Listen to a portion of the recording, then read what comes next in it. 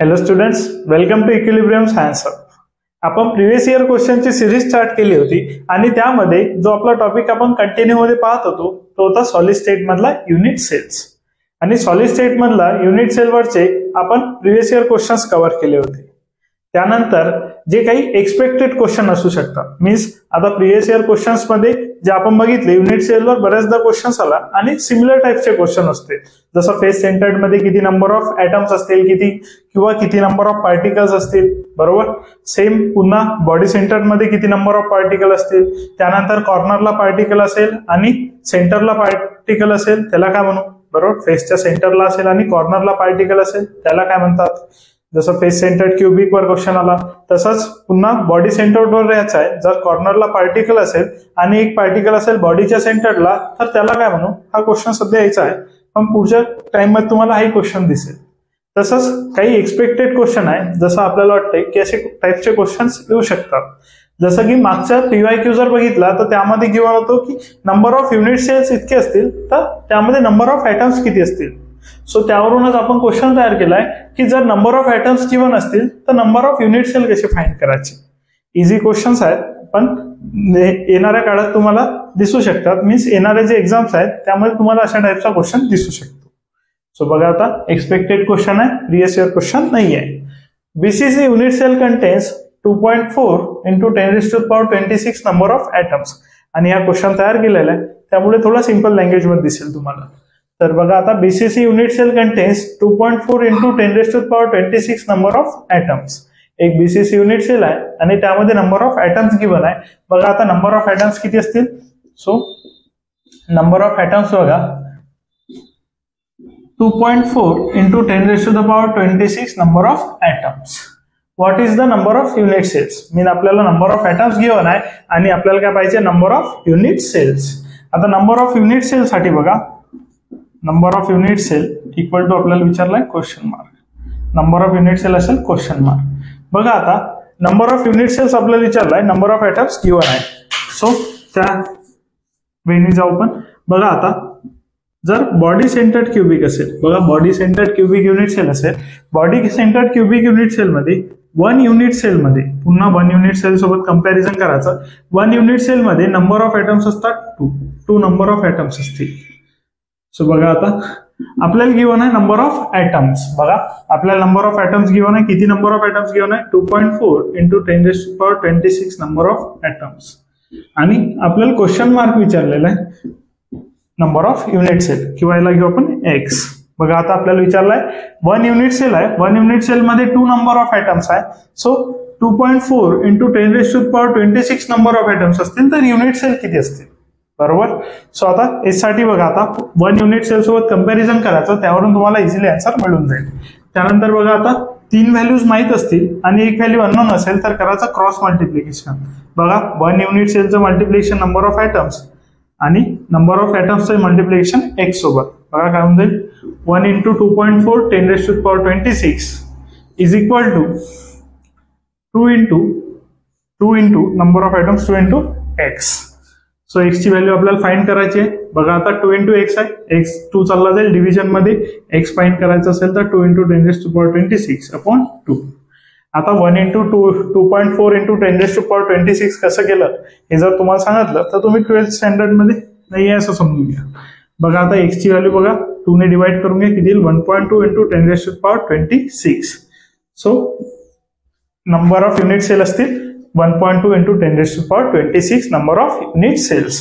बघा, लिहू शकतो आपण इथे नंबर ऑफ युनिट सेल्स असतील, number of unit cells is equal to असेल 1.2 into 10⁻26 number of unit sale.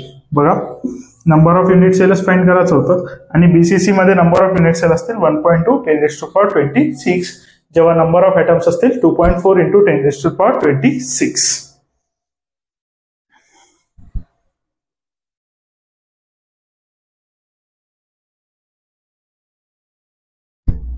Next question बघा, नेक्स्ट आपण घेतलाय एफसीसी युनिट सेल. सो आपण एक क्वेश्चन बघितला बीसीसी युनिट सेलची. आता नेक्स्ट बघू आपण एफसीसी युनिट सेल साठी. एफसीसी युनिट सेल म्हणजेच असेल फेस सेंटर्ड क्युबिक. बघा, आता FCC unit cell contains 32 into 10⁻22 24 number of atoms, means एक युनिट सेल आहे FCC युनिट सेल आणि त्यामध्ये नंबर ऑफ ॲटम्स असतील. बघा आता नंबर ऑफ ॲटम्स गिव्हन आहे, पुन्हा नंबर ऑफ ॲटम्स असतील 32 into 10⁻24 number of atoms.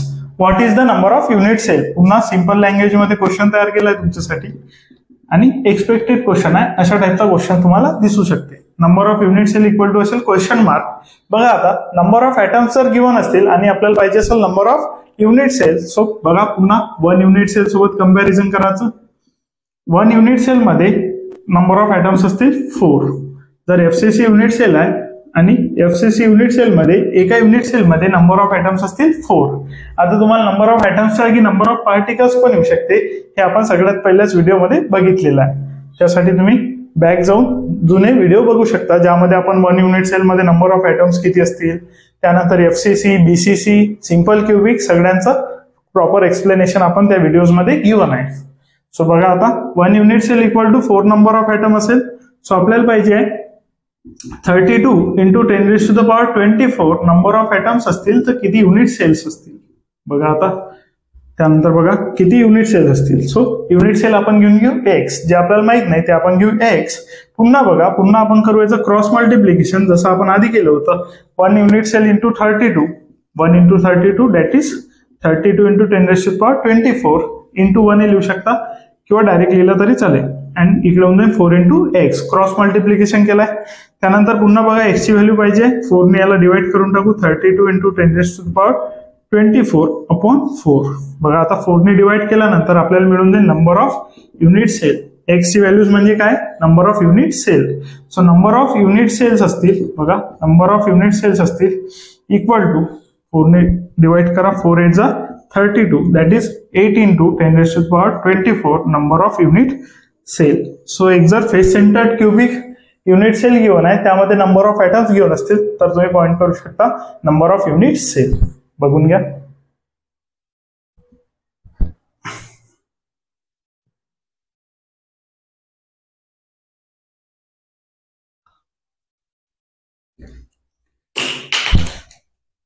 So next question बघा, simple cubic unit cell contains 5.6 into 10⁻19 number of atoms. What is the number of unit cell? So यापेक्षा easy question येणार नाही, कारण की simple cubic unit cell given आहे आणि त्यामध्ये number of atoms given आहे.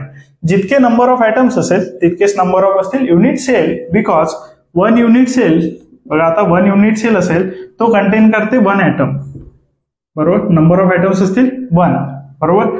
जर सिंपल क्युबिक युनिट सेल आहे त्यामध्ये 1 युनिट सेल मध्ये 1 ॲटम असतो. सो जितके नंबर ऑफ युनिट सेल असेल, बघा आता 5.6 इंटू 10⁻19 ॲटम्स असतील तितकेच नंबर ऑफ असतील unit cell, because 1 unit cell मध्ये 1 ॲटम, तर इतके युनिट सेल मध्ये इतकेच ॲटम असतील, इतक्या ॲटम्स मध्ये इतकेच युनिट सेल असतील. 5.6 इंटू 10⁻19. बघा सिंपल क्युबिक मध्ये, बघा क्वेश्चन काय, simple cubic unit cell contains 5.6 10⁻19 number of atoms. What is the number of unit cell? Simple cubic मध्ये 1 युनिट सेल कंटेन करते 1 ॲटम. सो 5.6 इंटू 10⁻19 ॲटम्स असतील तर तो कंटेन करेन 5.6 10⁻19 युनिट सेल. मीन्स जितके नंबर ऑफ ॲटम्स तितक्या number of unit cells, बरोबर. जितके नंबर ऑफ ॲटम्स तितक्या नंबर ऑफ युनिट सेल्स, आणि जितक्या नंबर ऑफ युनिट सेल्स असतील तितकेच नंबर ऑफ ॲटम्स. दोन्ही काय असेल? Similar, because 1 unit cell 1 atom, इतके युनिट सेल असेल तर इतके ॲटम, इतके ॲटम असतील तर इतक्या युनिट सेल्स. त्यानंतर हे 3 टाईपचे क्वेश्चन्स आपण घेतले आहेत, body centred cubic, face centred cubic आणि सिंपल क्युबिक. आणखी क्वेश्चन्स लागत असतील तर तुम्ही मला DM करू शकता इंस्टाग्राम वरती, ज्याचं चॅनलचं नाव सिमिलर आहे, इक्विलिब्रियम सायन्स हब. इंस्टाग्राम वरती जाऊन तुम्ही मला DM करा, मी तुम्हाला आणखी याच टाइप्समध्ये क्वेश्चन सेट करू शकतो. त्यानंतर आपण नेक्स्ट टॉपिक बघणार आहोत, पॅकिंग इफिशियन्सी. आता पॅकिंग इफिशियन्सी काय असेल यासाठी फॉलो करा आणि नेक्स्ट व्हिडिओ कंटिन्यू करा.